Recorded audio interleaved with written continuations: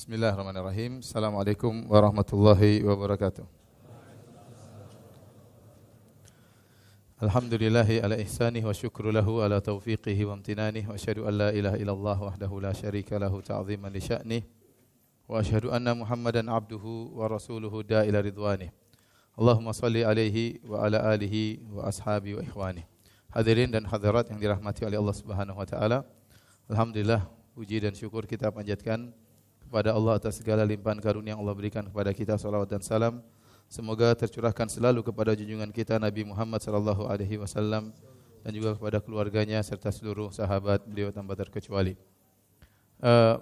Pada kesempatan kali ini kita akan membahas secara singkat tentang al-usul ats-tsalatsah, 3 perkara pokok yang setiap kita akan ditanya di alam barzakh. Setiap kita akan ditanya di alam barzakh 3 pokok tersebut, yaitu pertanyaan tentang man rabbuk, siapa Tuhanmu, wa madinuk, dan apa agamamu, wa man nabiyuk, dan siapa nabimu. Ini 3 pertanyaan yang dikenal dengan para ulama dengan istilah fitnatul qabr, fitnah kuburan. Di kuburan ada 2 perkara yang kita berlindung darinya, yaitu fitnah al-qabr dan azab al-qabr. Yang dimaksud dengan fitnah, fitnah secara bahasa Arab artinya ujian. Fitnah artinya apa? Ujian. Yang dimaksud dengan fitnah kuburan, itulah 3 pertanyaan yang akan ditanya oleh malaikat Munkar dan Nakir yang datang menemui hamba dalam kondisi aswadani, azraqani, hitam dan biru, kondisi yang mengerikan. Kemudian bertanya kepada hamba dengan 3 pertanyaan tersebut. Itulah yang disebut dengan fitnah kubur. Adapun azab kubur yaitu siksaan yang terjadi jika seorang tidak bisa lulus dari fitnah tersebut, tidak bisa lulus dari ujian tersebut. Oleh karenanya untuk mengetahui jawaban dari pertanyaan tersebut ini butuh ilmu, bukan cuma ilmu, butuh penghayatan dan butuh pengamalan. Karena jawaban yang dijawab oleh seorang tatkala ditanya dalam alam barzakh bukan dengan sekedar ilmunya. Jika dia punya ilmu namun dia tidak mengamalkannya dalam kehidupan sehari-harinya, maka dia tidak bisa menjawabnya. Oleh karenanya datang dalam banyak riwayat, ya, wa ammal kafir wal munafiq, adapun orang kafir dan orang munafik tatkala ditanya oleh malaikat Munkar dan Nakir, mereka tidak bisa jawab. Padahal kita tahu orang kafir tahu tentang Islam secara wawasan. Tahu siapa Tuhannya orang Islam secara apa? Wawasan. Dan tahu juga siapa nabinya orang Islam. Antum tanya orang kafir di sekitar kita siapa nabinya orang Islam, pasti mereka tahu Muhammad, ya, mereka tahu. Siapa Tuhannya orang Islam, pasti mereka tahu Allah. Apa agamanya orang Islam? Jelas apa? Islam. Apalagi orang munafik, apalagi orang munafik. Apalagi orang munafik yang mereka berKTP Islam. Apalagi orang munafik yang mereka berKTP Islam. Ya, tentu mereka lebih dalam lagi pengetahuan mereka tentang Islam, tentang Allah, tentang agama, tentang Nabi Muhammad sallallahu alaihi wasallam. Apalagi orang munafik di zaman Nabi sallallahu alaihi wasallam yang hidup bersama Nabi sallallahu alaihi wasallam, yang salat di belakang Nabi sallallahu alaihi wasallam, yang terkadang ikut berjihad bersama Nabi sallallahu alaihi wasallam, yang menyaksikan bagaimana Allah menurunkan ayat-ayatnya kepada Nabi sallallahu alaihi wasallam, maka mereka tentu sangat paham tentang Islam, mungkin lebih paham daripada kita. Mungkin mereka lebih paham daripada kita. Oleh karenanya, masalah menjawab 3 pertanyaan tersebut ini bukan masalah ilmu saja, ya, tetapi butuh namanya pengamalan, penghayatan akidah yang diyakini sehingga seorang akan dimudahkan untuk menjawab pertanyaan-pertanyaan tersebut. Dan yang benar, memang ada khilaf di kalangan para ulama, apakah pertanyaan ini hanya ditujukan kepada orang beriman dan orang munafik saja, ataukah orang kafir juga ditanya? Ada khilaf di kalangan para ulama, 2 pendapat. Ada yang mengatakan yang ditanya cuma orang mukmin dan orang munafik yang berKTP Islam. Adapun orang kafir tidak ditanya karena mereka tidak langsung aja diazab, tidak perlu ditanya-tanya. Langsung aja diazab, tidak perlu ditanya-tanya. Tapi pendapat yang lebih rajih, Allah alam bisawab, bahwasanya, dan ini pendapat dipilih Ibnu Qayyim rahimahullahu taala dalam kitabnya Ar-Ruh, bahwasanya orang kafir juga ditanya berdasarkan riwayat-riwayat yang datang. Seperti dalam riwayat ya innal abda idza wudi'a fi qabrihi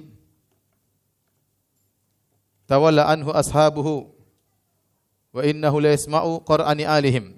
Dalam hadis Anas bin Malik radhiyallahu anhu, kata Nabi sallallahu alaihi wasallam, sungguhnya hamba jika diletakkan di kuburannya kemudian para pelayatnya meninggalkannya dan sungguhnya dia mendengar bunyi ya sendal orang-orang yang melayat tersebut tatkala meninggalkannya. Atahu malakani, maka datanglah dua malaikat. Fayuqidanihi, lalu mendudukkannya. Fayaqulani, kemudian kedua malaikat tersebut bertanya kepadanya, ma kuntu taqulu fi hadzal rajul li Muhammad. Apa dulu keyakinanmu, apa yang kau katakan dahulu waktu di dunia tentang pemuda ini, tentang lelaki ini, yaitu Muhammad. Fa ammal mu'min, adapun hamba yang beriman, fayaqul, maka dia berkata asyhadu annahu abdullahi wa rasuluh. Maka orang mukmin menjawab, aku bersaksi bahwasanya Muhammad itu adalah hamba Allah dan Rasulnya. Fayuqalu lahu, maka dikatakan kepada hamba yang beriman ini, unzur ila maq'adika minan nar, qad abdalakallahu bihi maq'adan minal jannah, fayarahuma jami'an. Lihatlah, itulah dulu seharusnya tempatmu di neraka jahanam itu di sini, tapi Allah telah gantikan dengan kaplingmu di surga.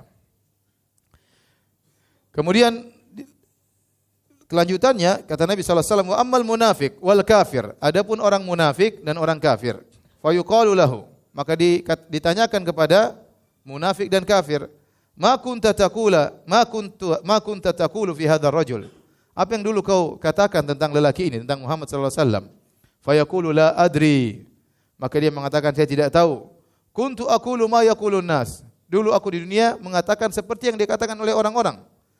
Fayuqal la daraita wala talaita, ya, sungguhnya engkau tidak tahu, sungguhnya engkau tidak tahu. Fayudrabu bimatariqa min hadidin darbatan, maka dia dipukul dengan palu dari besi dengan suatu pukulan, fayasihu sayhatan yasma'uha man yalihi ghairu thaqalain, maka seluruh yang ada di sekitar kuburannya mendengar teriakannya tersebut kecuali jin dan manusia yang tidak mendengar teriakannya tersebut. Sini jelas ya bahwasanya Nabi sallallahu alaihi wasallam mengatakan wa ammal munafiq wal kafir, adapun munafik dan kafir ya. Dalam riwayat yang lain datang dengan lafal au, wa ammal kafiru awul munafik, adapun kafir atau munafik. Ini riwayat Bukhari, Nasa'i, dan riwayat yang lebih jelas lagi dalam riwayat Ahmad dan Abu Dawud, wa innal kafira idza wudi'a, dan orang kafir jika diletakkan di kuburan. Dan ini sesuai dengan dalil-dalil umum dalam Al-Qur'an, kata Allah Subhanahu wa taala, fa wa rabbika lanas'alannahum ajma'in fala nas'alanna alladhina ursila ilaihim wala nas'alannal mursalin. Dalam ayat kata Allah, fa wa rabbika lanas'alannahum ajma'in, demi Rabbmu kami akan bertanya kepada mereka, orang-orang kafir, ajma'in, seluruhnya akan ditanya. Orang beriman, orang munafik, orang kafir akan ditanya oleh Allah, diminta pertanggungjawaban di akhirat kelak. Kata Ibnu Qayyim rahimahullahu taala, jika mereka akan diminta pertanggungjawaban, ditanya di akhirat kelak, ya, maka di alam barzah juga mereka akan ditanya. Demikian juga dalam ayat yang lain, fala nas'alannal ladzina ursila ilaihim, sungguh kami akan tanya kepada orang-orang yang para rasul diutus kepada mereka, dan para rasul diutus kepada mereka, yang diutus rasul kepada mereka orang beriman dan orang apa? Kafir, ya. Kemudian ayat yang lebih tegas dalam hal ini firman Allah dalam surat Ibrahim. Kata Allah Subhanahu wa taala, "Yutsabbitullahu alladhina amanu bil qawli tsabiti fil hayatid dunya wa fil akhirah wa yudhillullahu adh-dhalimin wa yaf'alullahu ma yasha." Kata Allah Subhanahu wa taala, Allah akan mengkokohkan ya orang-orang beriman dengan perkataan yang kokoh di dunia maupun di akhirat. Ada yang mengatakan di akhirat, di antaranya di alam barzakh. Waktu mereka ditanya, Allah kokohkan lisan mereka sehingga mereka bisa menjawab dengan baik. Adapun orang-orang zalim, itu kebanyakan orang kafir, fayudhillullahu adh-dhalimin. Allah membuat mereka tersesat sehingga mereka tidak bisa jawab pertanyaan yang ditujukan kepada mereka. Wallahu a'lam bishawab, bahwasanya tiga usul ini, mar rabbuk, siapa Rabbmu, kemudian wa madinuk, apa agamamu, wa man nabiyuk, dan siapa nabimu, ini ditanyakan kepada semua orang. Ya, Orang mukmin akan ditanya, orang munafik akan ditanya, kemudian orang kafir juga akan ditanya.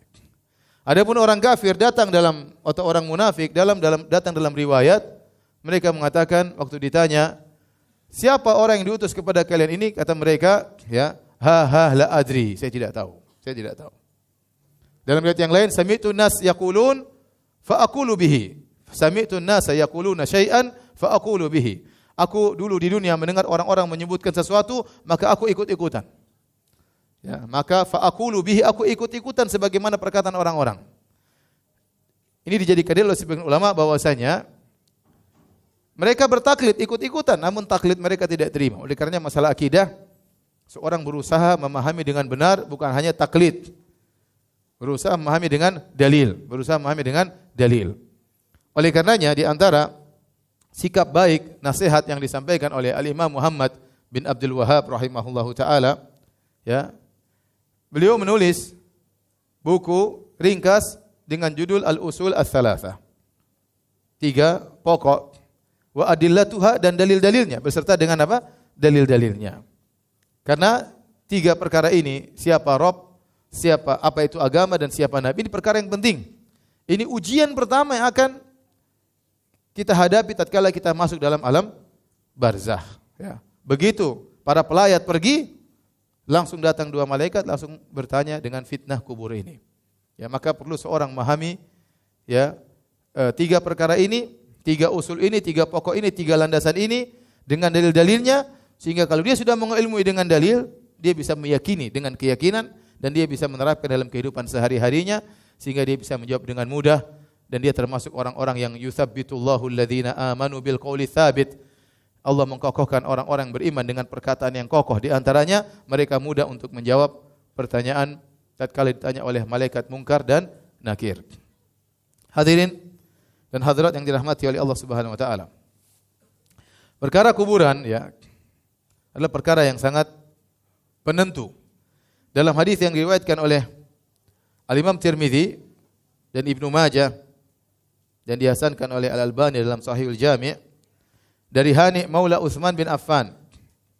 Dari Hani Maula Utsman bin Affan, dia berkata, "Kana Utsman bin Affan idza waqafa ala qabrin baka hatta yabulla lihyatahu." Ya. Adalah Utsman bin Affan radhiyallahu anhu. Jika beliau berdiri di kuburan, ziarah kubur, ini berarti menunjukkan berulang-ulang beliau kalau ke kuburan sering menangis. Karena lafaznya idza waqafa ala qabrin.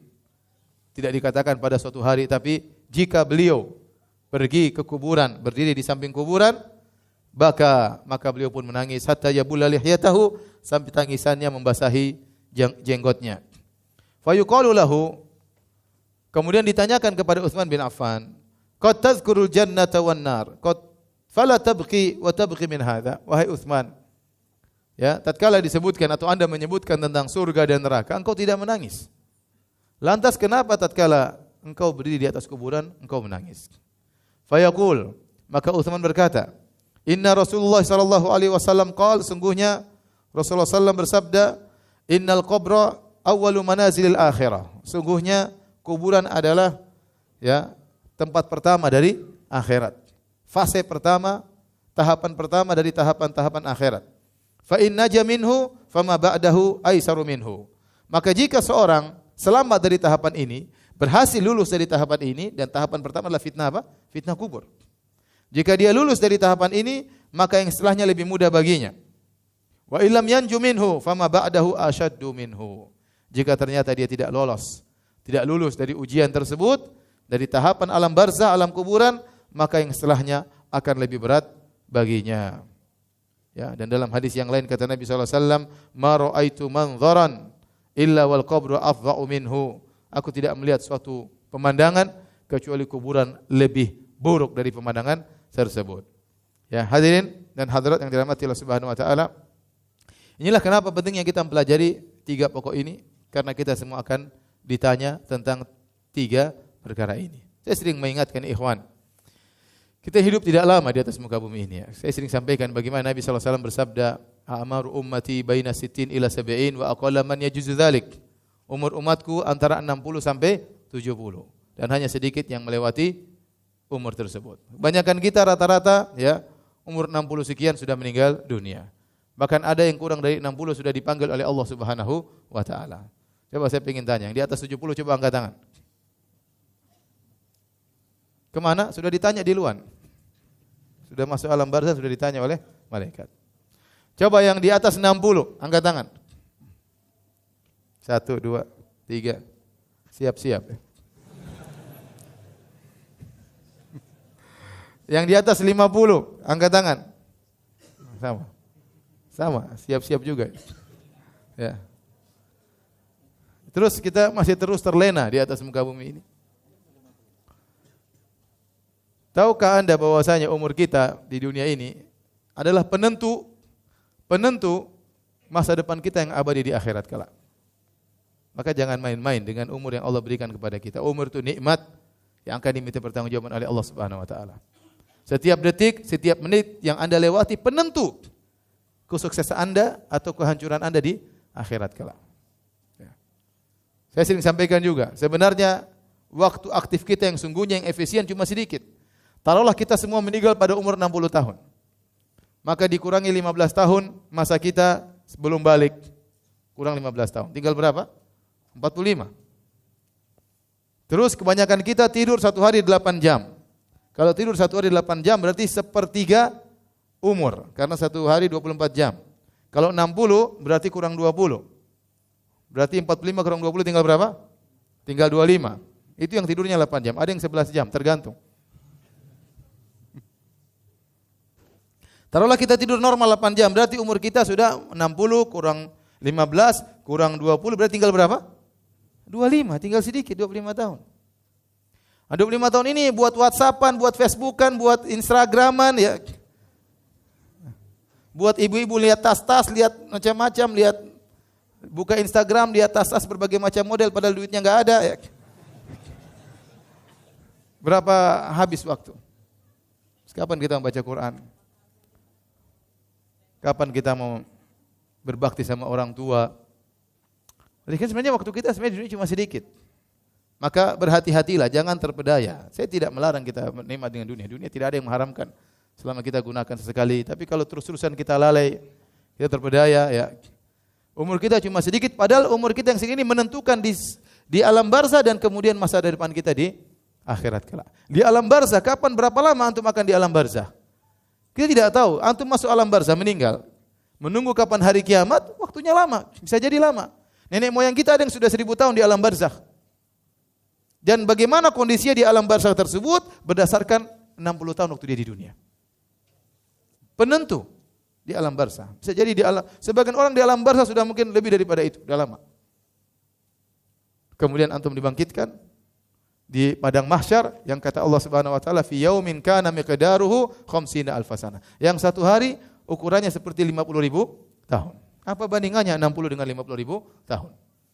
Setelah antum melewati fase alam barzah, antum disidang, dihisab, kemudian ditimbang, akhirnya masuk surga atau neraka. Dan itu abadi selama-lamanya. Selama-lamanya. Maka berhati-hatilah. Ya ikhwan, hidup kita tidak banyak, ya.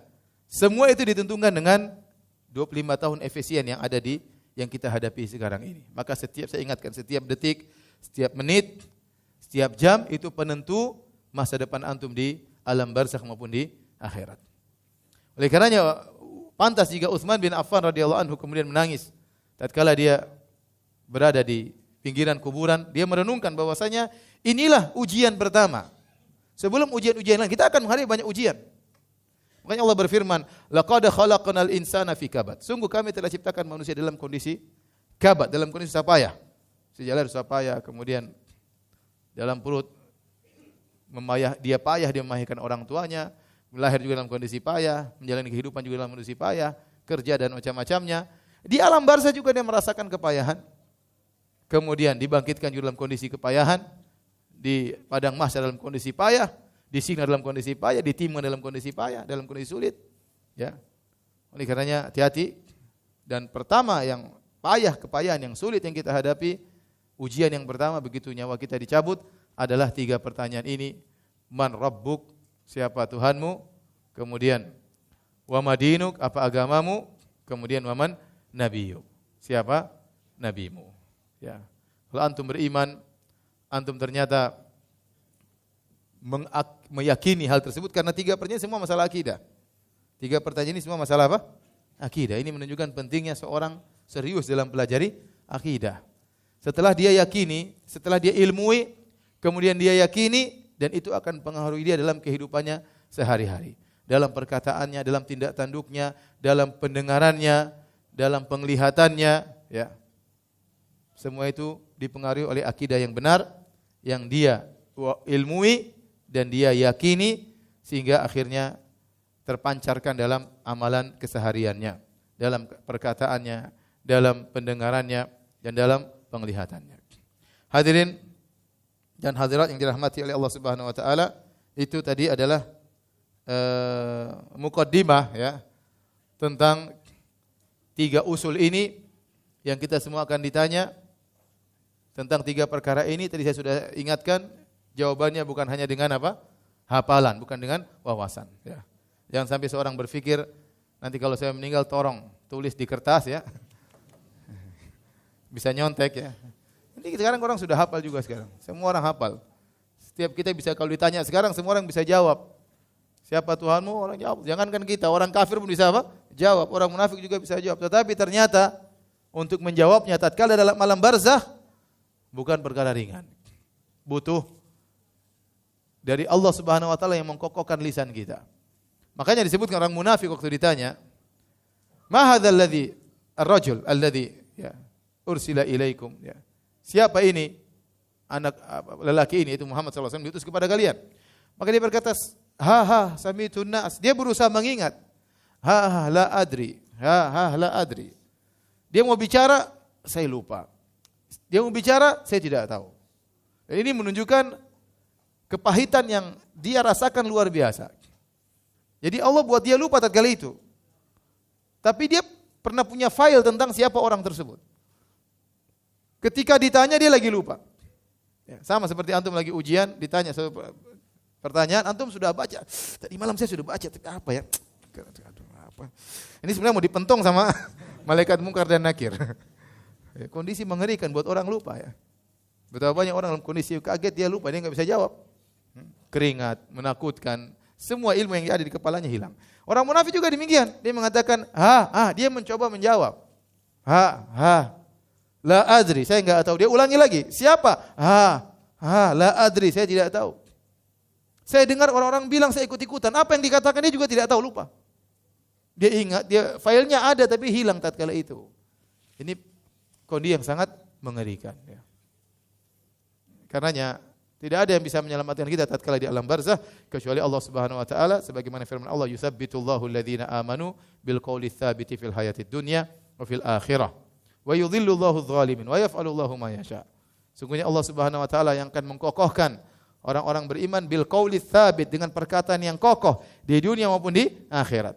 Di dunia tatkala dia akan keluar menuju alam barzakh, waktu nyawanya dicabut, dia bisa kokoh mengucapkan la ilaha illallah. Bisa dia. Ya, sementara orang semua kesulitan. Kemudian tatkala alam barzakh ditanya oleh malaikat mungkar dan nakir, dia bisa menjawab dengan perkataan yang kokoh karena Allah yang mengkokohkannya.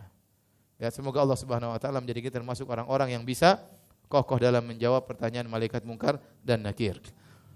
Taib hadirin hadirat yang rahmatillah Subhanahu wa taala. Pada kesempatan kali ini kita akan bahas tentang 3 pokok tersebut. Ya, siapa Tuhanmu dan apa agamamu dan siapa nabimu. Saya rasa ini antum sudah sering ngaji ya. Tentang Allah Subhanahu wa taala, tentang agama Islam dan juga tentang Nabi Muhammad sallallahu alaihi wasallam. Tidaklah tujuan saya di sini kecuali sekedar menyampaikan secara global ya. Adapun untuk merinci satu persatu maka ini butuh daurah yang panjang. Dan saya ingatkan bahwasanya untuk bisa menjawab 3 pertanyaan ini tidak perlu antum harus sekolah tinggi jadi doktor, jadi profesor, tidak. Bahkan bisa jadi banyak profesor dan doktor tidak bisa jawab ya. Ya. Ini pertanyaan dijawab bukan dengan wawasan, sudah saya sering ulang-ulang tadi. Tetapi ilmu yang disertai dengan dalil, diyakini dalam hati menjadi akidah, kemudian dipancarkan dalam kehidupan sehari-hari. Baru antum bisa menjawab pertanyaan tersebut. Bisa jadi orang tidak sekolah bisa jawab. Ya. Ya. Betapa banyak orang-orang memiliki gelar yang tinggi, dia tidak bisa menjawab pertanyaan yang mudah. Yang sekarang kalau kita tanyakan sama anak SD bisa jawab, enggak usah anak SD. Tanya sama anak TK pun bisa jawab. Siapa Tuhanmu? Allah. Apa agamamu? Islam. Siapa nabimu? Muhammad. Mereka bisa jawab. Tapi ingat, tatkala di alam barzah kondisinya lain. Baik hadirin dan hadirat yang Allah Subhanahu wa taala, bahasan kita pertama tentang siapa Rabbmu. Maka orang beriman akan menjawab, Rabbi Allah. Rabbku adalah siapa? Allah Subhanahu wa taala. Maka untuk bisa seorang beriman kepada Allah dengan iman yang benar, maka secara global dia harus beriman benar tentang rububiyah Allah, tentang uluhiyah Allah, tentang asma dan sifat-sifat Allah Subhanahu wa taala. Kalau dia bisa benar-benar memahami makna Tuhan dari tiga sisi ini, maka dia telah memahami bahwasanya Rabb-nya adalah benar-benar Allah Subhanahu wa taala. Barang siapa yang tidak memahami tiga unsur dari iman kepada Allah Subhanahu wa taala ini, dia beriman pada satu sisi tapi sisi yang lain dia salah, maka dia belum bisa menyatakan Rabbku Allah dengan pernyataan yang benar. Adapun rububiyah Allah, ya. Pembahasan Allah dalam rububiyahnya, dalam uluhiyahnya, dalam asma sifatnya, ini semua kembali kepada firman Allah, Qul huwallahu ahad. Katakanlah bahwasanya Allah Maha Esa. Maha Esa dalam segalanya, dalam rububiyahnya, dalam uluhiyahnya, dalam asma sifatnya. Kenapa perlu kita perinci ini? Karena terjadi kesalahan dalam sebagian keesaan Allah Subhanahu wa taala. Betapa banyak orang meyakini Allah Maha Esa dalam penciptaan, hanya Allah yang menciptakan langit dan bumi, hanya Allah yang beri rizki, tapi Allah tidak esa dalam penyembahan. Buktinya orang tersebut menyembah wali, menyembah nabi, menyembah jin, menyembah malaikat, menyembah pohon, menyembah sapi, menyembah yang lainnya, berarti dia tidak mengesahkan Allah dalam apa? Peribadatan. Betapa banyak orang mengakui bahwasanya Allah yang Maha Pencipta, tidak ada yang menciptakan kecuali Allah, pengesaan Allah dalam Maha Penciptaan, tapi ternyata dia tidak mengesahkan Allah dalam tauhid al-asma wa sifat. Sehingga dia meyakini ada makhluk lain yang tahu tentang hal gaib. Padahal Allah kabarkan yang tahu hal gaib cuma siapa? Allah Subhanahu wa taala. Nah, sehingga terjadi khalal, terjadi kesalahan dalam sebagian tauhid Allah, dalam sebagian pengesaan Allah. Nah, orang kalau ingin benar-benar bisa menjawab tatkala ditanya oleh malaikat dan mungkar dan nakir, "Man rabbuk?" Siapa Tuhanmu? Dia bisa jawab, "Rabbi Allah." Rabbku adalah Allah, maka dia harus benar dalam tiga sisi ini. Adapun rububiyah Allah, yaitu meyakini bahwasanya tiga prinsip utama. Hanya Allah yang menciptakan, hanya Allah yang memiliki, dan hanya Allah yang mengatur. Ini yang disebut dengan rukun rububiyah. Hanya Allah yang menciptakan, hanya Allah yang menguasai, memiliki, dan hanya Allah yang mengatur alam semesta ini. Tidak ada yang bersama Allah menciptakan alam semesta. Dalam hadis kata Nabi SAW, "Kana Allahu wa lam yakun syai'un ghairahu." Dulu Allah sendirian, tidak ada sesuatu pun yang bersama dengan Allah. Kemudian Allah menciptakan apa? Makhluk. Waktu Allah menciptakan makhluk ini, tidak ada yang bersama Allah. Tidak ada malaikat yang ikut serta membantu Allah menciptakan alam semesta. Malaikat juga diciptakan oleh Allah. Jin diciptakan oleh Allah. Para nabi diciptakan oleh Allah. Para wali diciptakan oleh Allah. Maka kita harus yakin Allah Maha Esa, hanya Allah sendiri yang menciptakan alam semesta ini. Tidak ada yang bisa menciptakan kecuali Allah. Makanya Allah Subhanahu wa taala berfirman, "Ya ayyuhan nas," di akhir surat Al-Hajj, "Duriba mathalun fastami'u lah. Innal ladzina tad'una min dunihi la yakhluqu dzubaban walau ijtama'u lah." Wahai manusia sekalian, telah dibuat perumpamaan bagi kalian, maka dengarkanlah perumpamaan tersebut dengan baik. Sungguhnya yang kalian sembah selain Allah tidak mampu menciptakan seekor lalat meskipun mereka bersatu padu. Sekarang antum tanya, antum lihat, sesembahan selain Allah banyak. Ada yang menyembah Nabi Isa. Ada yang menyembah Nabi Muhammad SAW. Ada yang menyembah malaikat. Ada yang menyembah jin. Ada yang menyembah manusia. Ada yang menyembah hewan. Ya. Ada yang menyembah jin. Seluruh sembahan-sembahan selain Allah, kalau bersatu padu berkumpul untuk ciptakan lalat, mereka tidak bakalan mampu. Padahal Allah mencontohkan lalat hewan yang hina. Siapa yang bisa ciptakan lalat? Hewan yang hina. Allah tidak berbicara tentang makhluk yang mulia, hewan yang hina seperti lalat yang orang semua jijik melihatnya. Siapa yang bisa menciptakan seekor lalat? Jangankan lalat, sampai dalam hadis juga Nabi SAW bersabda hadis qudsi, ya, kata Allah Subhanahu wa taala, ya, wa man azlamu mimman dhahaba yakhluqu ka khalqi. Siapakah yang lebih zalim daripada orang yang meniru-niru ciptaanku? Ya. Falyakhluqu habbatan aw yakhluqu dzarratan aw yakhluqu sya'iratan. Kata Allah Subhanahu wa taala, coba suruh dia ciptakan semut. Enggak bakalan mampu. Jangankan semut, Allah katakan, coba suruh dia ciptakan sebuah biji benih. Siapa yang bisa ciptakan biji benih? Kalau ditanam kemudian tumbuh, siapa yang bisa ciptakan? Antum kumpulkan seluruh pakar biologi, pakar fisika, pakar kimia, suruh ciptakan suatu biji. Dengan berilmu mereka, kalau ditanam biji tersebut tumbuh. Enggak mungkin. Ya. Ini tidak bicara tentang hewan, baru tumbuh-tumbuhan. Suruh mereka ciptakan telur, kalau dieram kemudian menetas. Kalau bikin telur, kemudian digoreng ya semua orang bisa. Telur palsu, diceplok, keluar aja. Tapi kalau telur dieram kemudian menetas, siapa yang bisa bikin? Enggak ada yang bisa bikin. Yang bikin cuma siapa? Allah Subhanahu wa taala. Oleh kita yakin bahwa tidak ada pencipta kecuali siapa? Allah Subhanahu wa taala. Kemudian datang, saya dengar di YouTube ada seorang sufi berkata, al-wali qad yakhluq. Wali bisa saja mencipta katanya. Subhanallah. Gimana wali bisa mencipta? Ini kesyirikan ya. Jadi ini namanya rububiyah, meyakini hanya Allah yang Maha Pencipta. Di antara makna rububiyah Allah Maha Esa itu bahwasanya hanya Allah yang memiliki alam semesta ini. Karena Allah yang mencipta, maka semua alam semesta ini hanya milik Allah. Allah tidak pernah berikan hak otonomi kepada siapapun dari makhluknya.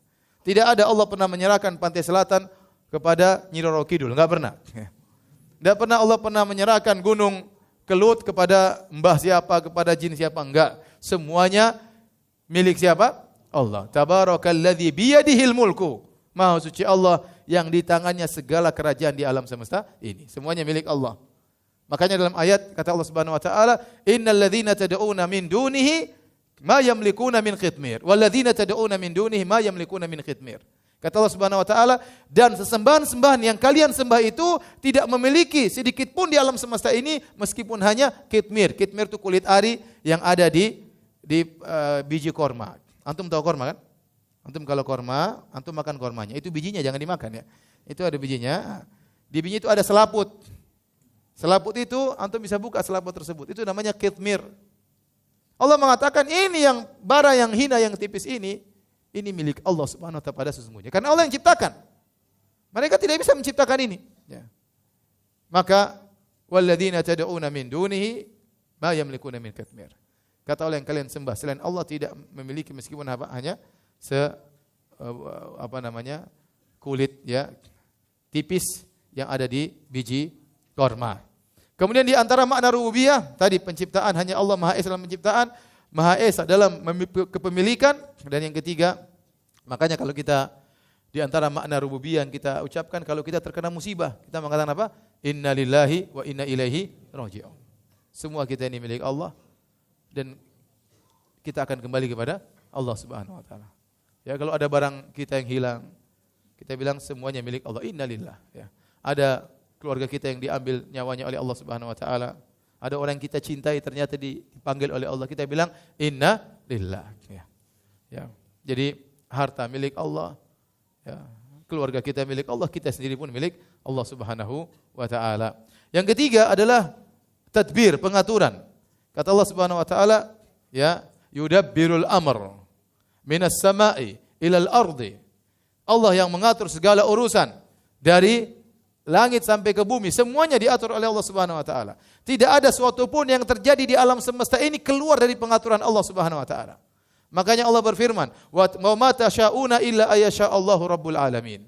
Tidaklah kalian berkehendak kecuali sesuai dengan kehendak Allah Subhanahu wa taala. Semua orang tidak bisa keluar dari pengaturan Allah Subhanahu wa taala. Semua Allah atur. Bahkan setiap tetesan hujan yang turun itu Allah yang atur. Turun ke mana, kena bagian bumi yang mana, Allah yang atur. Oleh karena Ibnu Qayyim tatkala berbicara tentang keagungan Allah, dia mengatakan, lihatlah butiran-butiran hujan dari langit. Butiran-butiran tersebut tidak pernah bergabung di atas langit kemudian jatuh sekaligus ke atas muka bumi. Seandainya butiran-butiran tersebut terkumpul kemudian jatuh, hancurlah kita ini. Ya. Satu ember aja air kalau jatuh bahaya. Apalagi kemudian satu danau jatuh begitu bahaya. Rumah hancur, orang mati, tapi jatuhnya per tetes-tetes. Dan setiap tetes tersebut sudah punya tugas mengenai satu titik. Dia tidak akan salah mengenai titik yang lain. Ya. Dan itu semua sudah diatur. Tiap tetes yang Allah turunkan diatur oleh Allah Subhanahu wa taala. Ya. Lihatlah rezeki manusia. Manusia sebanyak ini. Saya kadang sering ya naik pesawat kemudian mau turun di Jakarta. Saya lihat di bawah, wow, bangunan begitu banyak. Manusia begitu banyak, Bekasi apalagi. Padat manusia banyak, tapi semuanya bisa makan 3 kali sehari. Padahal kalau dilihat di sini juga nggak ada sawah, nggak ada kolam, nggak ada tempat ikan, nggak ada sumber makanan, tapi semuanya bisa makan. Siapa yang kasih rezeki? Allah Subhanahu wa taala. Allah berkata, "Wala taqtulu auladakum khasyata imlaq." Janganlah kalian wahai orang musyrikin membunuh anak-anak kalian karena takut miskin. Nahnu narzuquhum wa iyyakum. Masalah rezeki mereka tanggungan kami sebagaimana rezeki kalian tanggungan kami, ya. Oleh karenanya Allah yang mengatur segalanya. Semua yang terjadi dalam semesta diatur oleh Allah Subhanahu dengan hikmahnya. Walillahi hikmatun balighah. Allah memiliki hikmah yang Allah kehendaki. Oleh karenanya barang siapa yang salah dalam 3 perkara ini maka dia salah dalam masalah rububiyah. Rububiyah artinya pengaturan, kepemilikan ya. Ini namanya tauhid ar-rububiyah. Tauhid uluhiyah bahwasanya hanya Allah yang berhak disembah karena Allah yang mencipta satu-satunya, karena Allah yang menguasai segala satu-satunya, maka dia hanyalah saja yang berhak untuk disembah. Tidak boleh disembah selain Allah Subhanahu wa taala. Saya kemarin dikirim klip. Ada orang subhanallah, ya. Sapi kencing, antum mungkin udah lihat mungkin ya. Sapi kencing, kemudian dia nunggu kencingnya sapi, kemudian dia minum, setelah itu dia sujud kepada sapi tersebut. Sudah lihat belum? Mau lihat kah? Antum bersyukur jadi orang Islam. Bersyukur jadi orang Islam. Antum enggak usah lihat yang sini aja.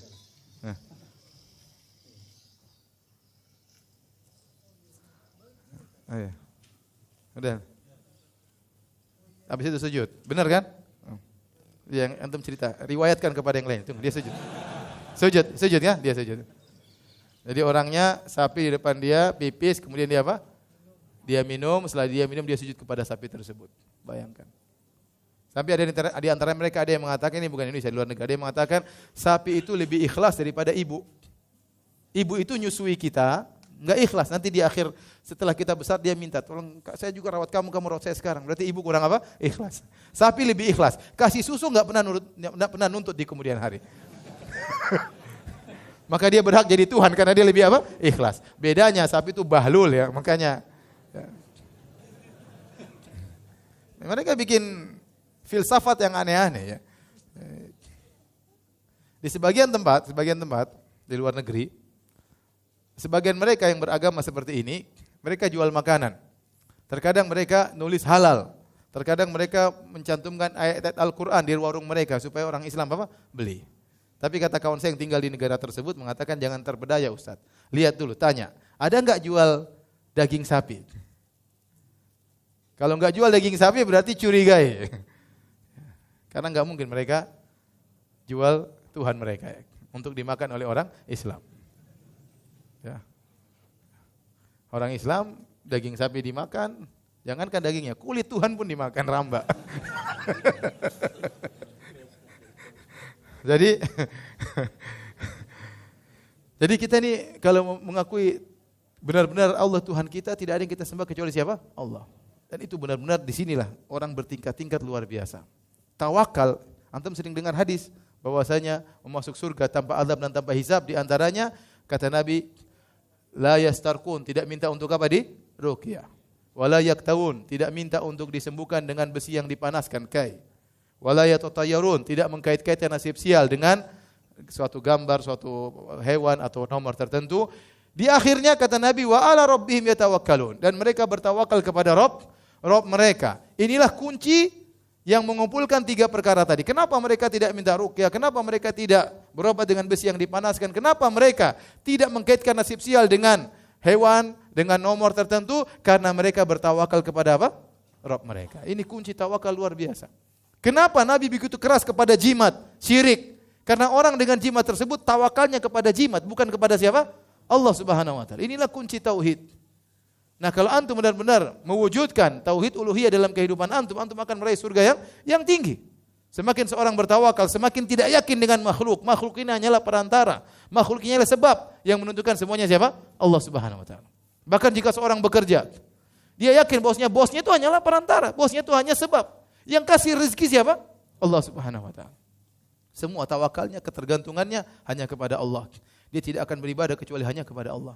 Mengapa syariat begitu tegas terhadap masalah orang-orang yang minta-minta di kuburan? Kenapa? Karena tawakalnya kepada penghuni kubur luar biasa. Kita dapati sebagian orang tatkala pergi ke masjid mereka tidak bisa menangis. Tatkala mereka berdoa di masjid mereka tidak bisa khusyuk. Ya. Dan mereka kurang yakin doa mereka dikabulkan. Tapi begitu mereka pergi ke kuburan minta kepada penghuni kubur, mereka yakin bahwasanya doa mereka akan dikabulkan. Dan mereka lebih khusyuk mereka, sehingga ada bentuk tawakal ketergantungan kepada apa? Kepada mayat-mayat tersebut. Dan ini sangat mencoreng tauhid. Kemudian yang ketiga adalah tauhid al-asma wa sifat. Kita meyakini bahwasanya tidak ada yang maha mendengar, tidak ada maha melihat, tidak ada yang maha segalanya sifat-sifat yang mulia kecuali hanya Allah Subhanahu wa taala. Ini sekilas tentang Rabb. Tentunya antum sudah sering ngaji, antum sering mendengar tentang bahasan ini. Saya hanya sekedar menyampaikan secara global. Yang kedua, akan ditanya kita semua, wa ma dinuk, apa agamamu? Jawaban mudah. Dini al-Islam. Agamaku adalah apa? Islam. Apa itu Islam? Islam secara sederhana berasal dari al-istislam, yaitu al-inqiyad, tunduk. Tunduk terhadap peraturan Allah Subhanahu wa taala. Makanya saya sering waktu saya membahas tentang masalah Islam liberal, saya bilang tidak bisa digabungkan kalimat Islam dengan kata liberal, itu enggak bisa. Karena Islam dari kata aslama yuslimu islaman, dari istislam, pasrah. Untuk tunduk kepada peraturan Allah Subhanahu wa taala. Sementara liberal ingin lepas. Liberal artinya apa? Merdeka, ya enggak? Liberal artinya apa? Merdeka. Ingin merdeka, ingin lepas dari aturan. Bagaimana dua kata yang kontradiktif ini bisa digabungkan? Islam, liberal itu enggak bisa. Islam itu tunduk kepada peraturan, liberal lepas dari apa? Peraturan. Nah, Islam ini secara umum ada Islam, ada iman, ada ihsan. Itulah agama. Makanya waktu Malaikat Jibril datang menemui Nabi SAW dalam bentuk seorang, kemudian Malaikat Jibril bertanya, Ya Muhammad akhbirni anil Islam. Wahai Muhammad, kabarkanlah kepadaku tentang Islam.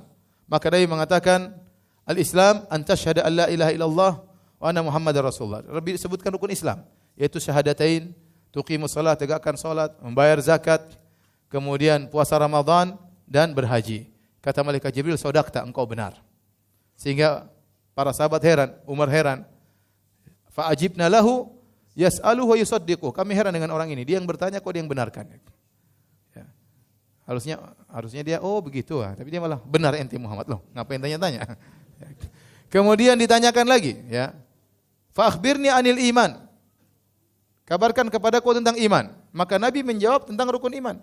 Antu'mina billahi wa malaikati wa kutubi wa rusuli wal yaumil akhir wa tu'mina bil qadari khairi wa syarrihi. Engkau beriman kepada Allah, pada malaikatnya, kepada kitab-kitabnya, kepada rasul-rasulnya, kepada hari akhirat, dan engkau beriman kepada takdir, baik maupun takdir buruk. Kata Malaikat Jibril, sodakta, engkau benar. Kemudian Nabi bertanya, setelah hari kiamat, Nabi bertanya yang merupakan cabang daripada iman kepada hari akhirat, Nabi bertanya kepada, Jibril bertanya kepada Nabi SAW, fa'akhbirni anil ihsan. Kabarkanlah kepadaku tentang apa? Al-ihsan. Maka Nabi mengatakan, anta abudallaha ka'annaka tarahu, fa illam takun tarahu fa innahu yarak. Engkau beribadah kepada Allah seakan-akan engkau melihatnya. Jika kau tidak mampu, yakinlah bahwasanya Allah melihatmu. Nah, di penghujung hadis tiba-tiba Jibril pergi menghilang, para sahabat cari enggak ketemu. Kemudian Nabi bertanya, tahukah kalian siapa yang mendatangi kalian tadi? Mereka mengatakan Allah wa Rasulullah alam, Allah yang lebih tahu. Maka Nabi mengatakan, hadza Jibrilu atakum yu'allimukum dinakum.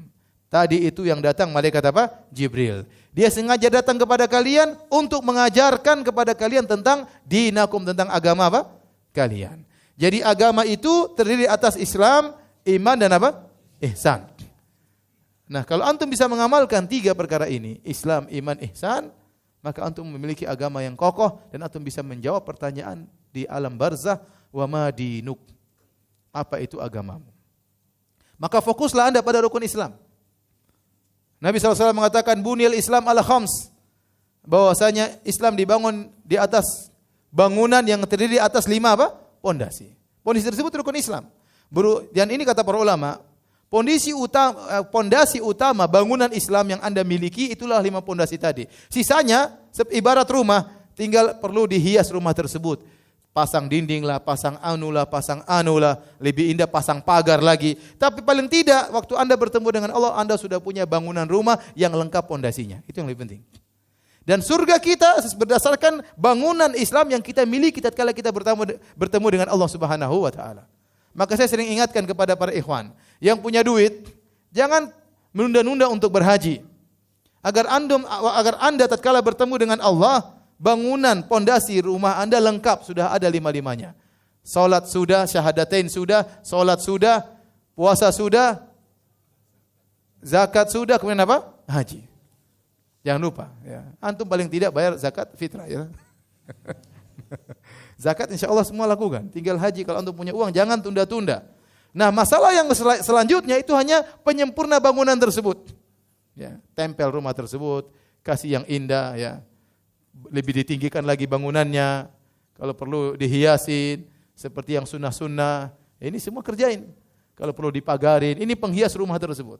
Ini berpengaruh tentang surga, tingkatan surga antum tatkala di akhirat kelak. Kata Allah, walikullin darajatum mimma amilu. Sungguhnya masing-masing mendapatkan derajat sesuai dengan apa yang mereka amalkan. Jadi itu 5 pondasi Islam. Kemudian jangan lupa 6 rukun.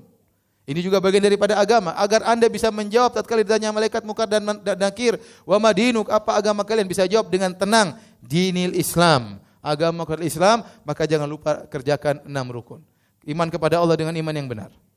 Iman kepada apa? Malaikat-malaikat, yakin malaikat bersama kita. Malaikat mencatat setiap amalan kita, yakin malaikat mencatat segala lirikan mata kita, segala ucapan kita, malaikat catat. Anda harus punya rasa malu dengan malaikat, ya. Ada malaikat hadir bersama kita. Ya, yakin bahwasanya kalau ada rumah yang ada gambarnya, ada patungnya, malaikat tidak masuk. Yakin ada malaikat rahmat tidak masuk. Yakin itu semua. Ya, yakin. Kemudian kepada malaikat. Ya, makhluk Allah yang sangat luar biasa. Yang kata Allah, yusabbihuna Allah, yusabbihuna laila wan nahar, la yafturun. Mereka itu bertasbih kepada Allah siang dan malam dan mereka tidak pernah capek. La yasamun, mereka tidak pernah bosan. Malaikat kalau beribadah kepada Allah tidak seperti manusia. Kita ini manusia, capeknya ada, bosannya ada. Baca Quran lezat, tapi ada saatnya kita bosan. Kita tutup dulu. Salat semangat, lezat, ada saatnya kalau lama kita capek, apalagi imamnya kelamaan, ya. Ya. Tanda capek kelihatan. Di belakang ada. Di belakang. Imamnya kelamaan sudah itu. Udah kelamaan. Itu manusia tidak kuat. Kita ada malaikat. Seandainya semua manusia tidak ada beribadah kepada Allah, maka ada makhluk yang beribadah kepada Allah tidak pernah capek. Mereka siapa? Malaikat. La ya'sunallaha ma amarahum wa yaf'aluna ma yu'marun. Mereka tidak pernah membangkang perintah Allah dan mereka menjalankan segala perintah Allah Subhanahu wa taala. Malaikat-malaikat yang mulia, al-malaikatul muqarrabun, malaikat-malaikat yang dekat dengan Allah Subhanahu wa taala. Kemudian kalau ada malaikat beriman kepada kitab-kitab, Allah turunkan kitab-kitabnya. Allah turunkan kepada para anbiya, di antara kitab-kitab yang kita ketahui ada Zabur, ada Taurat, ada apa? Injil, ada Suhuf Ibrahim, ya, ada Al-Qur'anul Karim. Kita yakin ini kitab suci turun dari Allah Subhanahu wa taala, bukan karangan seorang pun, bukan karangan malaikat, bukan karangan Muhammad sallallahu alaihi wasallam, tapi Allah kirimkan risalah, pesan kepada ciptaannya, kepada makhluknya melalui nabinya yang mulia Rasulullah sallam, sebuah risalah, sebuah message, sebuah tulisan, yaitu Al-Qur'anul Karim. Nah, kita beriman kepada kitab Allah, kita baca, ini risalah dari Allah Subhanahu wa taala. Kalau kita merasa bahagia membaca tulisan seseorang, ketahuilah bahwasanya lebih bahagia Anda membaca risalah dari siapa? Allah Subhanahu wa taala. Yang kebahagiaan Anda berada di tangan Allah Subhanahu wa taala. Yang mengatur hati Anda Allah Subhanahu wa taala. Maka seorang berusaha untuk mengetahui isi risalah tersebut. Dia baca apa maknanya, apa kandungannya, ilmu yang sangat luar biasa yang tiada ujungnya, ya. Ini kita beriman kepada kitab-kitab suci yang pernah Allah turunkan kepada para rasulnya. Terus beriman kepada para rasul. Kita tidak membedakan, semuanya rasul-rasul Allah. La nufarriqu baina ahadim min rusulih. Kami tidak membedakan rasul yang satu dengan yang semuanya utusan Allah. Tidak ada bedanya antara Nabi Musa dengan Nabi Muhammad dengan Nabi Isa. Semuanya diutus oleh Allah. Cirinya sama. Nabi Muhammad sama Nabi Isa cirinya sama. Sama-sama manusia, sama-sama bawa kitab suci, itu tidak? Sama-sama bawa kitab suci. Kalau Tuhan ngapain bawa kitab suci? Langsung aja ngomong, enggak usah bawa kitab suci. Ya. Berarti dia bawa kitab suci yang nitip siapa? Allah Subhanahu wa taala. Oleh karena kalau kita buka ya antara bedanya Nabi Isa dan Nabi Muhammad SAW tidak ada bedanya. Sama-sama nabi, sama-sama lahir, sama-sama meninggal ya, nanti juga meninggal, sama-sama bawa kitab suci ya. Sama-sama punya murid ya, sama-sama punya murid, sama-sama beribadah. Nabi Isa juga sujud, Nabi Isa juga beribadah, Nabi Isa juga berdoa. Kalau dia Tuhan ngapain dia berdoa? Kalau Tuhan sudah berdoa, rusaklah dunia ini. Tuhan berdoa, kemudian siapa yang mau didoain lagi? Tuhan aja minta ya gimana repot. Oleh karenanya ini yakin bahwasanya itulah utusan Allah Subhanahu wa taala. Kalian beriman kepada hari akhirat. Hari akhirat itu ada, hari kebangkitan itu ada. Dimulai dengan nyawa seorang dicabut oleh Allah, masuk dalam alam barzakh dan seterusnya sampai surga dan neraka. Kemudian beriman kepada takdir. Bahwa segala sesuatu yang terjadi dalam semesta ini sudah ditakdirkan oleh Allah Subhanahu wa taala. Jika Anda sudah beriman, pelajari rukun iman dengan baik. Semakin Anda mendalami, semakin kuat keyakinan Anda ya. Semuanya satu persatu iman kepada Allah, malaikat, kepada kitab-kitabnya, kepada rasulnya, kepada hari akhir, kepada takdir. Insya Allah Anda akan mudah menjawab tatkala ditanya malaikat mungkar dan nakir, wa madinuk, apa agamamu? Mudah menjawab dini Allah, dinil Islam. Agamaku adalah apa? Islam. Kemudian yang terakhir al-ihsan. Al-ihsan, engkau beribadah kepada Allah seakan-akan engkau melihat Allah. Jika kau tidak mampu, yakinlah Allah Maha melihat apa yang sedang kau kerjakan. Ya. Alladzi yaraka hina takum wa taqallubaka fis sajidin. Dialah Allah yang melihat engkau tatkala engkau berdiri hendak salat. Tatkala kau sujud, gerakanmu dalam bersama orang-orang yang sedang salat. Kita yakin segala gerakan kita dicatat oleh Allah. Jadi begini ikhwan ya. Allah itu mengetahui makhluknya secara detail. Antum jangan sampai berpikir Allah sedang sibuk ngurusi orang, enggak. Sehingga lupa dengan ngurusin kita. Setiap kita ini semuanya diurus oleh Allah secara detail, secara satu persatu. Setiap perkataan kita diurus oleh Allah, setiap penglihatan kita diurusi oleh Allah, setiap gerak-gerik hati kita diurusin oleh Allah Subhanahu wa taala. Jadi dengan antum meyakini seperti itu, antum yakin antum sedang bermuamalah dengan Allah sebelum antum bermuamalah dengan manusia. Antum melakukan suatu niat, Allah sudah tahu nih. Sudah, ente tahu, Allah tahu jalan. Niat ente baik. Yang penting Allah sudah tahu niat Anda baik, jalan. Bismillah. Ya. Jadi jangan sampai terbetik. Ya beda kalau namanya kita punya orang tua. Orang tua kadang perhatian sama sebagian anak atau dia lalelu tidak perhatikan kita. Allah tidak demikian. Ya. Dia mengurus umatnya, setiap makhluknya secara detail. Jangankan Anda, hewan-hewan semuanya diurus oleh Allah Subhanahu wa taala. Hewan-hewan Allah kasih rezekinya satu persatu. Allah urus mereka, kapan mereka ajalnya, kapan mereka matinya, tempat tinggalnya, di mana Allah urus secara detail. Apalagi antum manusia. Tatkala Anda meyakini hal ini, maka Anda merasa bahwasanya Allah sedang mengawasi Anda. Setiap gerak-gerik Anda, setiap langkah Anda, setiap perkataan Anda, dan ini sangat berpengaruh dalam kebagusan ibadah Anda. Makanya orang yang memiliki ihsan, dia akan bagus dalam beribadah, salatnya akan bagus, akan mudah khusyuk. Muamalahnya akan bagus karena dia tahu dia sedang dinilai oleh Allah Subhanahu wa taala. Saya sering sampaikan kalau antum lagi salat. Taruhlah sedang salat di Masjid Mu'adz bin Jabal, tahu-tahu ada shooting. Shootingnya live masuk televisi ya. Antum pasti salat khusyuk ya. Allahu Akbar. Karena semua orang sedang nonton, bapak ibu lagi nonton. Lagi salat ya. Mungkin kalau gatal antum enggak berani garuk. Garuk paling Kenapa? Sedang di shooting ya. Sedang dinilai oleh orang. Pasti antum khusyuk ya. Secara zahir ya. Ya. Sekarang yang nilai siapa? Allah Subhanahu wa taala. Yang nilai Allah Subhanahu wa taala ya. Jadi inilah al-ihsan. Kalau antum sudah mendapati derajat ini, insyaallah mudah menjawab dinil Islam. Agamaku adalah Islam. Yang terakhir, wa man nabiyyuk? Siapa nabimu? Nah, tidak ada cara lain untuk kita bisa menjawab agama Nabi adalah Muhammad kecuali kita berusaha mengenal siapa Nabi tersebut. Di antaranya pelajarilah sirahnya. Muhammad bin Abdullah bin Abdul Muttalib ya, bin Hashim bin Abdi Manaf bin Qusay bin Kilab dan seterusnya sampai kepada bin Ismail bin Ibrahim. Bahwasanya Nabi SAW itu adalah keturunan Nabi Ibrahim alaihissalam, keturunan Nabi Ismail alaihissalam. Nabi SAW dari Quraisy, wa Quraisy min dzurriyyati Ismail, dan seluruh orang Quraisy adalah keturunan Nabi Ismail alaihissalam. Pelajari bagaimana akhlaknya, bagaimana sabda-sabdanya. Benar pepatah Indonesia, tak kenal maka tak sayang, itu benar. Maka Anda harus belajar tentang bagaimana akhlak Nabi, Bagaimana sabda, bagaimana ajarannya, bagaimana indahnya, sehingga Anda akan cinta, rindu bertemu dengan Rasulullah SAW. Dan harus meyakini.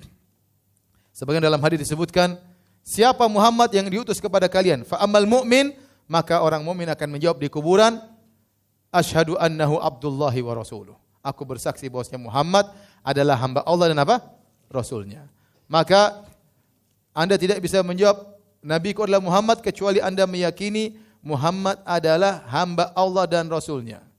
Dia adalah seorang hamba. Artinya apa? Dialah hamba yang terbaik yang membuktikan penghambaannya kepada Allah. Tidak ada yang menyamai Nabi dalam hal penghambaan terhadap Allah Subhanahu wa taala. Bagaimana tidak? Nabi SAW salat padahal telah dijamin masuk surga. Pintu surga tidak mungkin dibuka kecuali yang mengetuknya Nabi. Telah diampuni dosa-dosa yang telah lalu dan akan datang. Tapi beliau salat hatta tatafattar qadamah, sampai kedua kakinya pecah-pecah. Salat begitu lama. Waktu ditanya, wahai Rasulullah, kenapa engkau salat seperti ini? Waqad ghufira laka ma taqaddama min dzambika wa ma ta'akhkhar. Padahal dosamu telah diampuni yang lalu maupun akan datang. Kata Nabi, afala akunu abdan syakura. Kenapa aku tidak menjadi hamba yang pandai bersyukur? Ya. Makanya Allah sering memuji Nabi bukan hanya sebagai seorang rasul, tapi sebagai hamba. Contohnya dalam firman Allah Subhanahu wa taala. Ya. Subhanalladzi asra bi 'abdihi lailan minal masjidil haram ilal masjidil aqsa alladzi barakna haulahu. Maha suci Allah. Allah sedang memuji Nabi tentang mukjizat yang luar biasa Isra Mi'raj. Kata Allah, Maha suci Allah yang telah memperjalankan hambanya. Allah tidak mengatakan sedang memperjalankan apa? Rasulnya. Agar kita tahu bahwasanya Muhammad seorang apa? Seorang hamba. Nabi dipuji bukan cuma sebagai seorang rasul, tapi dia dipuji juga sebagai seorang hamba yang benar-benar menunjukkan penghambaannya kepada Allah Subhanahu wa taala. Ya.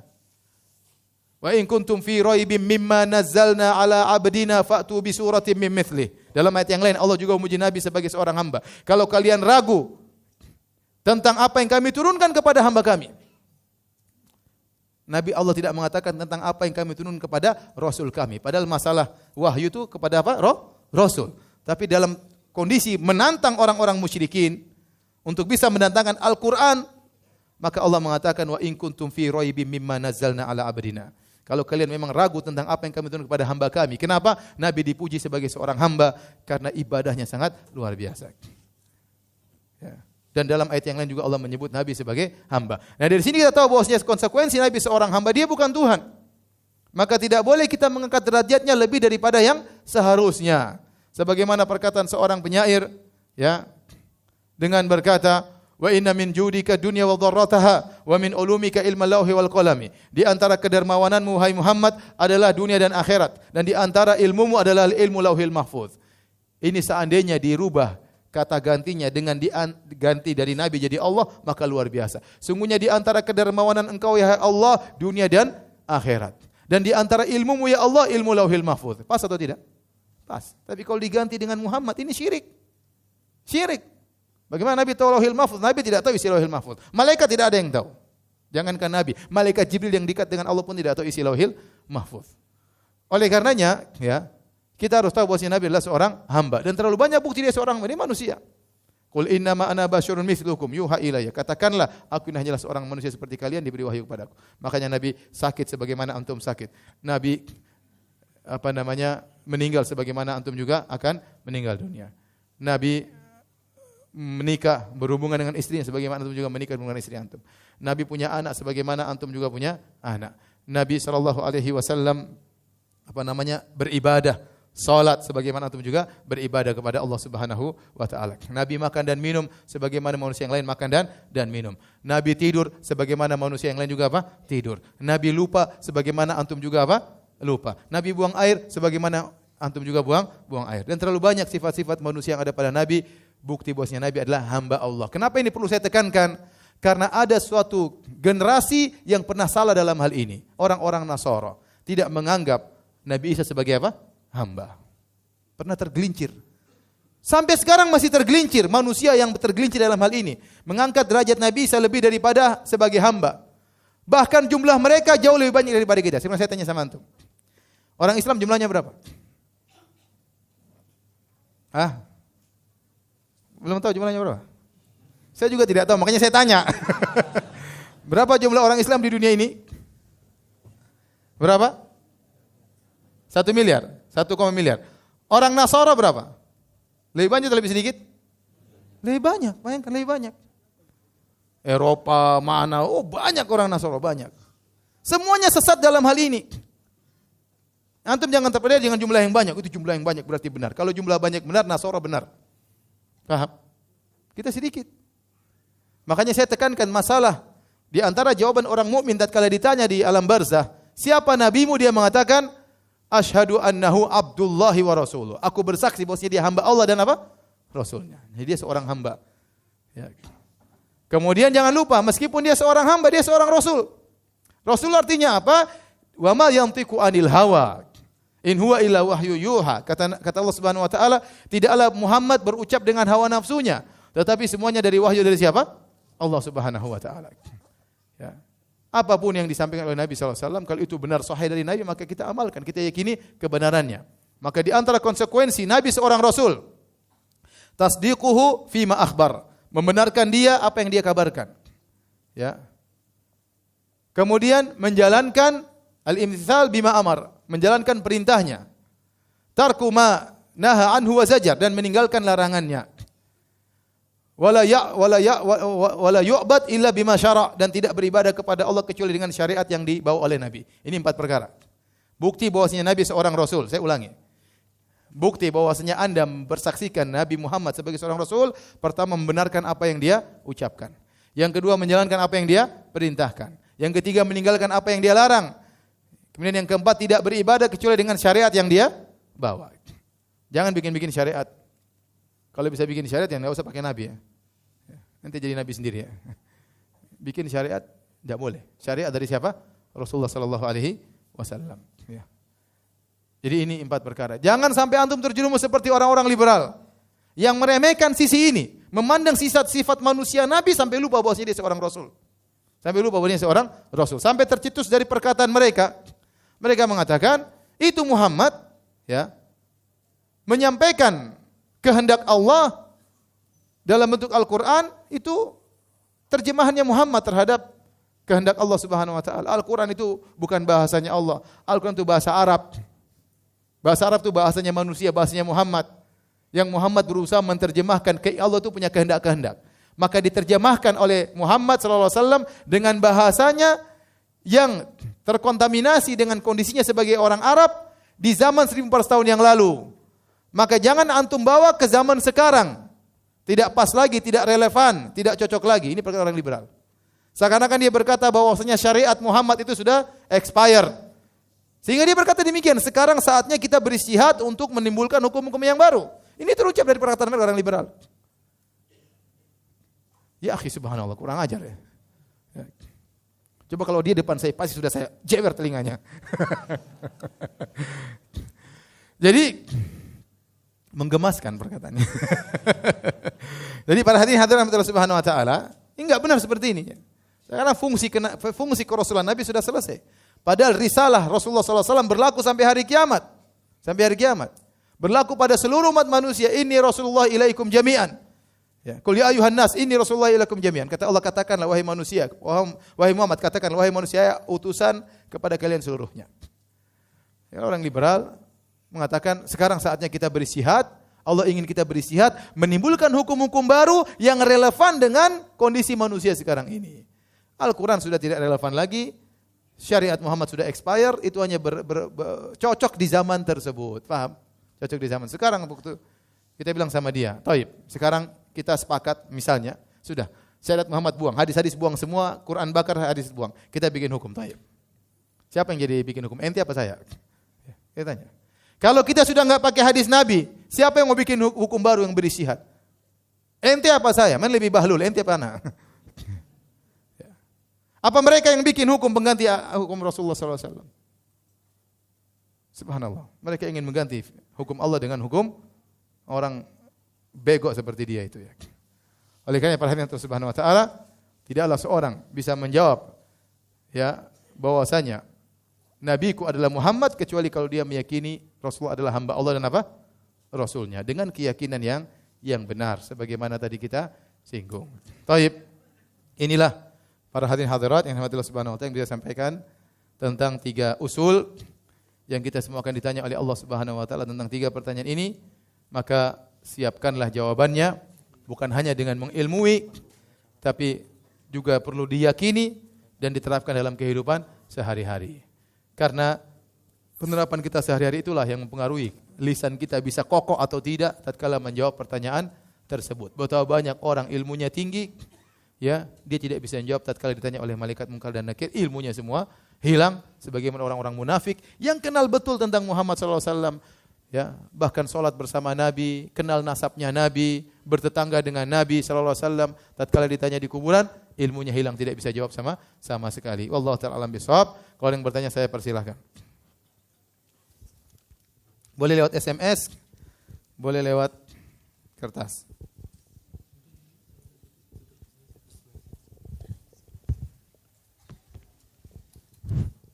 Silahkan jamaah yang ingin bertanya lewat WhatsApp ataupun bisa dengan kertas langsung, kami persilahkan.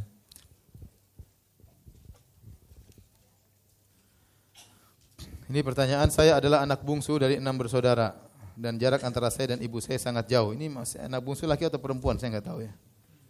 Dan terkadang saat saya menelponnya dia sering menangis karena rindu sama saya. Dan saya hanya bisa pulang 5 tahun sekali. Karena saya harus mengumpulkan dana dulu agar bisa pulang. Berdosakah saya bila saya hanya bisa pulang menemuinya 5 tahun sekali? Sementara saat ini ibu saya sudah sangat tua. Kalau saya bilang dia tidak ada kewajiban yang lain atau dia mampu untuk pergi ke sana, mending tinggalkan Bekasi. Ngapain juga di Bekasi? Ya. Tinggalkan Bekasi sana, pulang kampung, rawat orang tua semaksimal mungkin, itulah pintu surga dibukakan bagi Anda selebar-lebarnya. Kalau memang dia tidak, beda kalau dia ternyata istri, punya suami, itu lain cerita. Tapi saya bilang kalau dia tidak ada tanggungan apa-apa, ya, masih muda, masih belum ini, ngapain bertahan di Bekasi? Udah, pulang saja. Ya, di sana di Sulawesi, dekat dengan orang tua, menyenangkan hati orang tua, itu lebih baik. Rizki di tangan Allah Subhanahu wa taala. Bukankah Nabi sallallahu alaihi wasallam bersabda, "Man ahabba an yubsata lahu fi rizqihi wa yunsa'a fi athari falyasil rahimah." Kata Nabi sallallahu alaihi wasallam, barang siapa yang ingin dilapangkan rezekinya, dipanjangkan umurnya, sambung silaturahmi. Di antara silaturahmi yang tertinggi, yang paling puncak adalah berbakti kepada ibu, ya.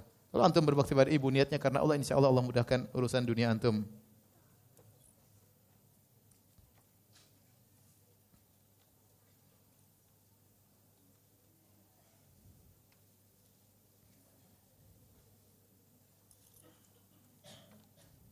Tolong jelaskan Ustadz cara terbaik untuk belajar ilmu agama bagi yang tak sempat belajar dengan sistem kuliah. Cara termudah, tapi ini awalnya berat tapi ujungnya mudah. Cara termudah dan ini menghemat umur antum yang sudah mulai nampak mau tewas bentar lagi. Sebagian udah tua-tua ya. Mohon maaf ya, kita semua enggak tahu tewas kapan ya.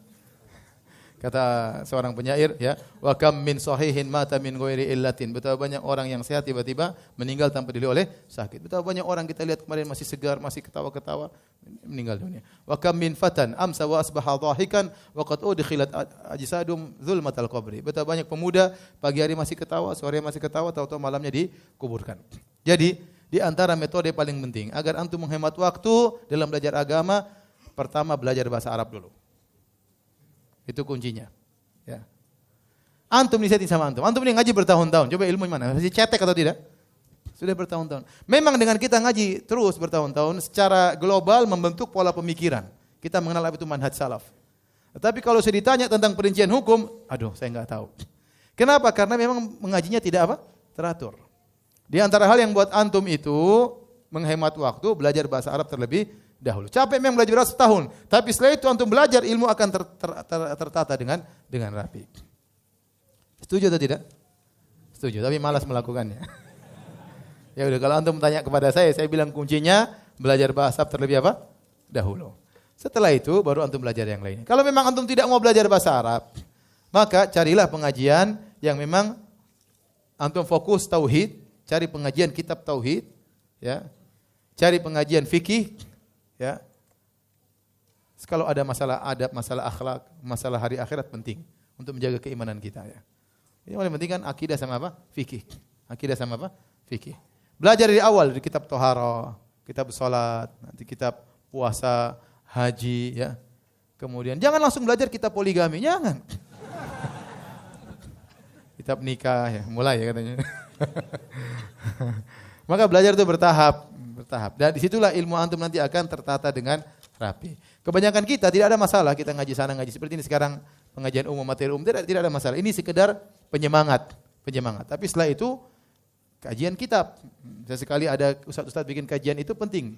Tabligh akbar, tematik itu penting ya. Sebagaimana yang dilakukan di Saudi juga demikian. Ada kajian kitab dan ada kajian apa? Tematik ya. Tetapi yang lebih antum fokuskan kajian apa? Kitab, sehingga ilmu antum tertata dengan rapi. Sekarang ini mudah. Kalau antum ternyata tempatnya jauh, tidak ada tempat pengajian, bisa YouTube sekarang. Ada ustaz-ustaz kajian kitab di YouTube, sudah ikuti dari seri 1, seri 2, seri 3, ikuti bahwasanya. Tidak ada uzur bagi antum sekarang. Ya. Kalau zaman dulu nenek moyang kita, mereka mau ngaji di mana? Ya.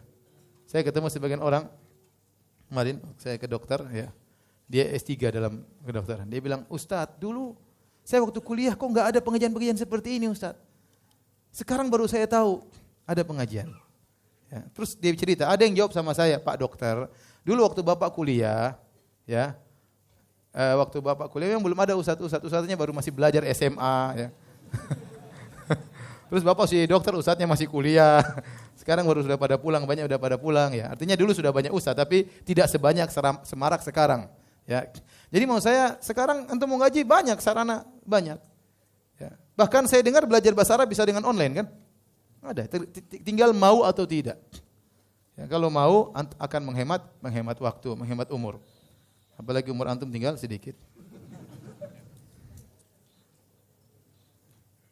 Keluarga ana belum, Ustadz, keluarga ana belum diakikahkan oleh orang tua ana dan istri. Hanya anak-anak yang sudah, akan tapi tiap tahun insyaallah melaksanakan ibadah kurban. Mana yang didahulukan? Apakah niat akikah bisa dijamak dengan niat kurban? Ini di antara khilaf dengan para ulama. Apakah seorang bisa mengakhirkan niat akikah sekaligus kurban? Sebagian ulama merujukkan boleh. Sebagian ulama mengatakan tidak karena akikah sendiri, kurban apa? Sendiri. Ya. Tapi sebagian ulama ya, seperti Syekh Sa'ad Al-Khathlan ya, mengatakan boleh digabung. Kalau enggak salah ini riwayat dari Imam Ahmad. Saya perlu cek kembali, tapi boleh menggabungkan antara niat korban dengan apa? Akikah. Dan pendapat yang lebih rajih bahwasanya seorang kalau belum diakikahkan, dia boleh mengakikahkan dirinya sendiri atau diakikahkan oleh orang lain meskipun di kemudian hari. Ini ada khilaf juga, ada beberapa pendapat, kalau tidak salah 3 pendapat, namun pendapat yang lebih kuat, dan saya punya tulisan khusus tentang masalah ini, cuma belum saya keluarkan, bahwasanya orang yang belum diakikah, boleh dia akikah meskipun di kemudian hari. Ya. Apakah dia mengakikahkan dirinya sendiri, atau orang lain mengakikahkan, enggak jadi masalah.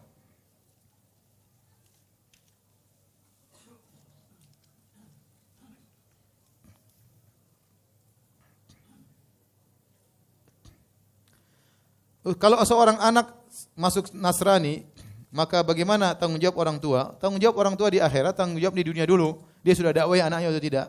Kalau dia sudah dakwahi dengan lemah lembut, disampaikan hujah, anaknya tetap kafir, enggak ada urusan.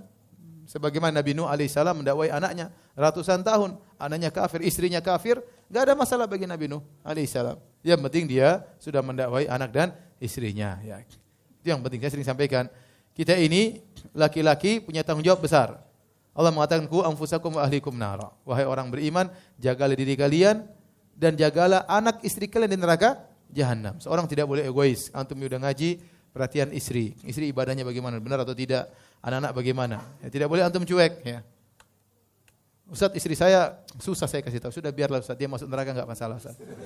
Loh, kenapa enggak masalah? Karena saya dapat bidadari, Ustaz. Santai aja. Itu tidak boleh, seperti dalam Islam enggak boleh. Suami tidak boleh apa? Egois. Ajak istrimu ke surga. Ya.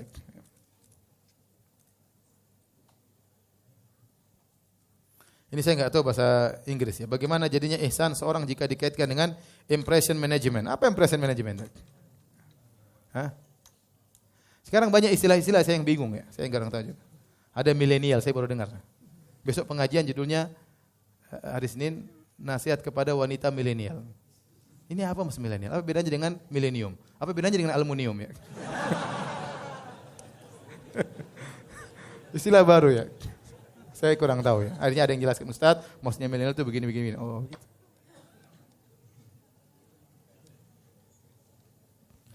Ustaz, apa yang harus dilakukan oleh seorang istri kepada suami yang sering membentaknya, padahal usia pernikahan saja belum lama? tapi suami sudah sering bentak istrinya. Mohon solusinya Ustaz.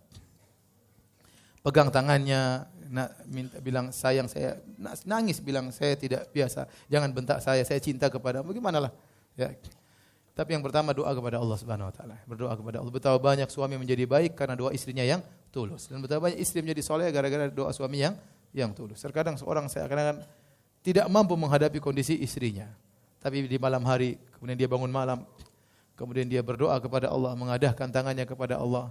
Berjalan dengan waktu istrinya mulai berubah sedikit demi sedikit, akhirnya menjadi wanita yang soleha. Demikian juga suami, betapa suami yang buruk, istrinya berdoa dengan tulus, suaminya bisa berubah. Tapi tidak mengapa, ya diskusi, ya sampaikan, curhat kepada suami, utarakan isi hati. Ya. Jangan cuma ngambek kemudian diam, enggak, kita ngobrol sama suami. Ya. Saya juga manusia, suamiku. Kalau kamu bentak terus saya bicara, suami mudah-mudahan luluh hatinya. Ya.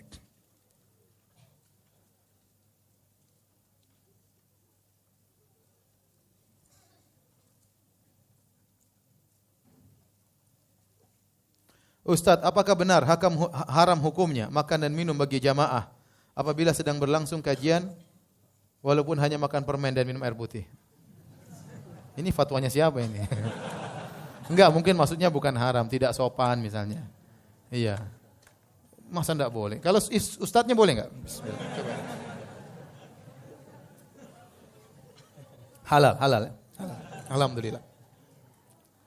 Cuma enggak sopan lah kalau Ustaz lagi ceramah terus antum makan apa? Makan sate. Ustaznya enggak makan sate. Ini tidak ada ini halal dan haram. Ini kaitannya dengan adab. Ya, adab ya. Enggak mengapa. Terkadang kita pengajian sambil makan ya. Sambil makan ngisi waktu, mereka sedang makan, saya kadang ngisi pengajian di sebagian tempat. Ya, ada acara sambil makan kita ngisi pengajian. Ada masalah. Jadi mengenai adab aja. Ada orang tua muslim lalu meninggal, tapi ada anaknya yang besar memerintahkan menguburkannya secara Nasrani. Kebetulan anak yang besar ini agamanya Nasrani. Itu bagaimana Pak Ustadz hukumnya? Apa orang tua ini masih muslim? Iya, enggak ada hubungannya. Yang penting orang tuanya apa? Muslim. Seandainya dipaksa dikubur dengan cara agama lain, tidak ada pengaruh bagi dia. Tapi kita sebagai anak yang muslim, kita harus berusaha membela. Ya, datangkan secara undang-undang orang muslim dikubur dengan cara orang apa? Muslim. Tapi seandainya ternyata kita kalah, kemudian dia paksa, enggak ada hubungannya dengan orang tua kita. Orang tua kita urusannya dengan Allah Subhanahu wa taala. Meskipun dia dikubur atau enggak dikubur ya, atau dibikin ritual selain Islam, maka dia sudah melakukan apa yang dilakukan di dunia, dia tinggal menerima apa? Balasannya di akhirat.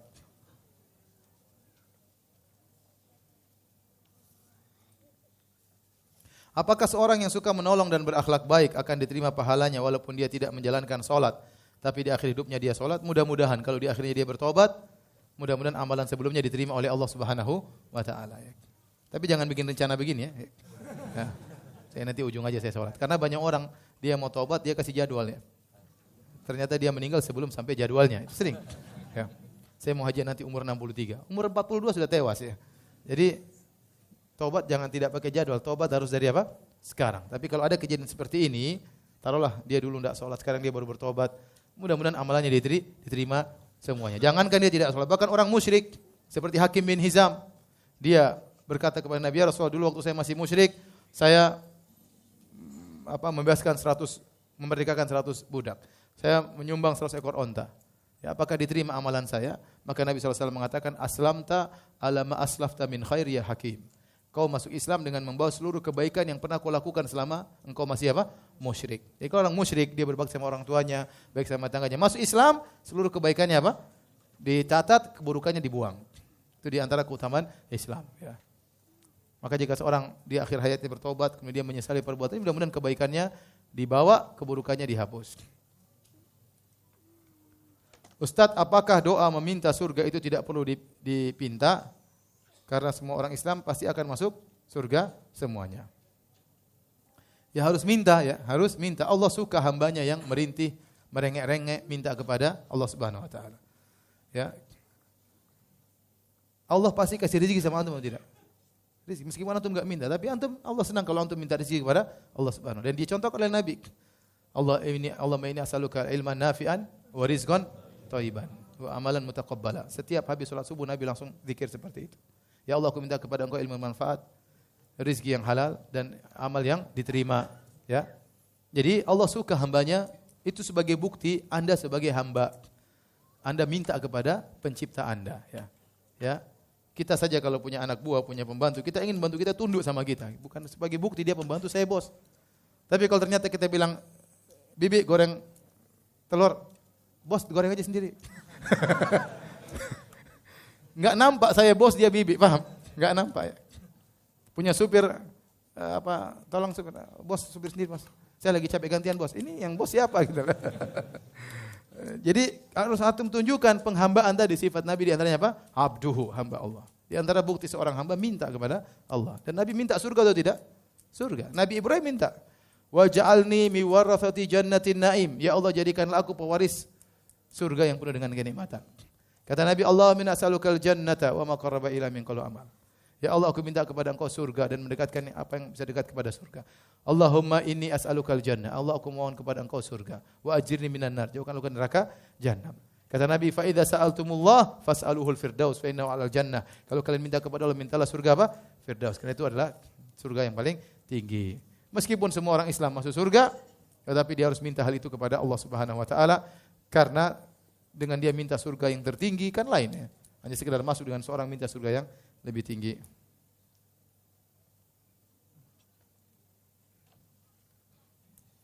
Apakah zikir pagi petang itu membacanya boleh dikeraskan suaranya dan bacanya sambil menggerutu? Masih sambil menggerutu gimana? Nah, zikir seperti biasa ya. Misalnya kita zikir pagi, subhanallah, alhamdulillah, subhanallah bihamdi, adada khalqihi wa ridha nafsihi wa zinata arsy. Kita dengar, yang penting kita apa? Dengar. Tidak perlu kita keras-keras. Subhanallah bihamdihi, adada khalqihi wa ridha nafsihi wa zinata arsyihi. Tidak perlu keras-keras. Tapi kita dengar. Zikir itu asalnya diucapkan, didengar oleh kita sendiri. Itu zikir. Ya. Astagfirullah. Makanya Nabi terkadang didengar oleh orang sekitarnya. Kami mendengar Nabi beristighfar sehari 100, sekali duduk 100 kali.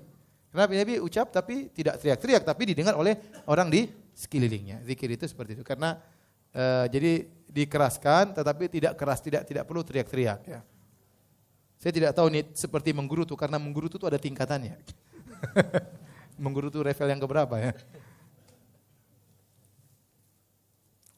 Ustaz, bagaimana jika setelah hamil dan sekarang nikah setelah hamil dan punya anak 4? Apa hukum pernikahannya dan bagaimana nasab anaknya? Ini khilaf di kalangan para ulama.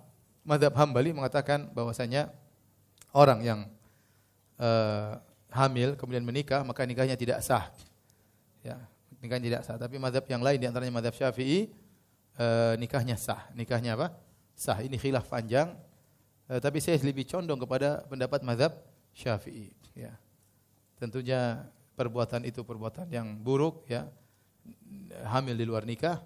Tapi kalau terjadi pernikahan setelah itu, meskipun dalam kondisi hamil, ya, ada khilaf, ada yang mengatakan saya tidak sah, tapi saya lebih condong kepada pendapat yang saya ini pernah diskusi oleh teman-teman. Ada tulisan ditulis oleh Dr. Musyaffa, tulisannya bagus. Saya belum tahu sudah keluar atau belum. Tapi Dr. Musyaffa menulis tentang masalah ini khusus dan kita pernah perdebatkan masalah ini cukup panjang lebar dan cukup alot. Kesimpulan yang kita dapatkan bahwasanya nikahnya tersebut apa? Sah. Tetapi anaknya ini anak haram ya, anak apa? Anak haram.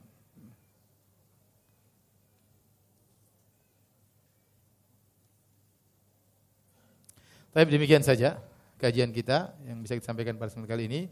InsyaAllah kita bertemu di kesempatan yang lain. Sebagaimana Allah pertemukan kita di masjid yang mulia ini, semoga Allah kumpulkan kita di surganya kelak. Amin ya rabbil alamin.